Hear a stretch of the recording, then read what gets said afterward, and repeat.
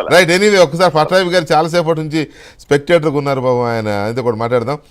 పట్టాభి గారు నమస్తే అండి. వికే గారు నమస్కారం అండి. ఏంటి చాలా శాంతంగా ఇట్లా చేయి పెట్టుకొని వింటున్నారా, లేకపోతే అదేమన్నా కోపమా? మీరు చెప్పండి. ఒక ఎడ్యుకేటెడ్ పర్సన్గా చెప్పండి పట్టాభి గారు. పైగా తెలుగుదేశం మీరు జాతీయ అధికార ప్రతినిధిగా కూడా ఉన్నారు. సుప్రీంకోర్టులో బెంచ్ ముందు ఒక లాయరు అత్యున్నత దర్యాప్తు సంస్థని బట్టలు ఇప్పేస్తే ఇది నిందితుడితో కుమ్మక్కయింది అని ఆరోపిస్తే ఇంతకు మించిన పరువు ప్రతిష్టలు దిగజారిపోవడం కాక ఏమంటారు దీన్ని? అంటే న్యాయస్థానంలో ఒక సీనియర్ న్యాయవాది ఆ రకమైనటువంటి వ్యాఖ్యలు చేయటం అనేది ఏ సంస్థకైనా కూడా అది తలదించుకోవాల్సినటువంటి పరిస్థితి. సిబిఐ కానివ్వండి, వేరే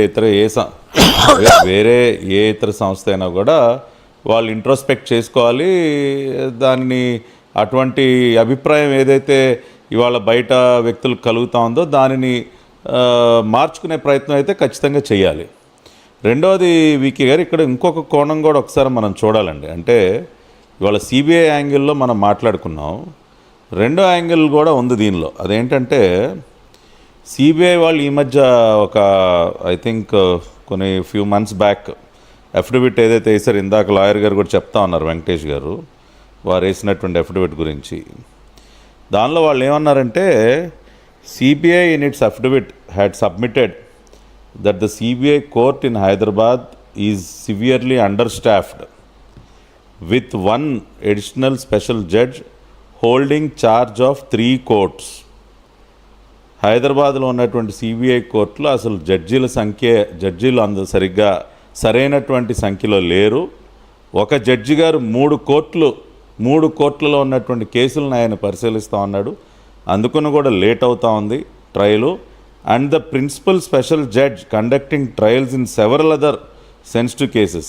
అంటే జడ్జీల కొరత తీవ్రంగా ఉండటం వల్ల కూడా ఈ ట్రయల్ ముందుకు సాగట్లేదని సిబిఐ వాళ్ళు వాళ్ళ అఫిడవిట్లో మెన్షన్ చేశారు. దీనికి కొనసాగింపుగానే మరి ఇంత జడ్జీల కొరత ఉన్నప్పుడు 911 మంది విట్నెస్లు, 1671 డాక్యుమెంట్లు, లక్షల పేజీలు, ఇవన్నీ కూడా ఎవరు పరిశీలిస్తారు? ఒక జడ్జి గారు ఎన్నని చూస్తారు? ఈ పరిస్థితి కూడా కారణం అని చెప్పి సిబిఐ వాళ్ళు వాళ్ళ అఫిడవిట్లు వేశారు. దీనికి కొనసాగింపుగా ఇంకా ఒక్క నిమిషం నన్ను పూర్తి చేయనండి. మీరే చెప్పండి. సిబిఐకి ఏం పని అండి జడ్జిల కొరత గురించి మాట్లాడడానికి?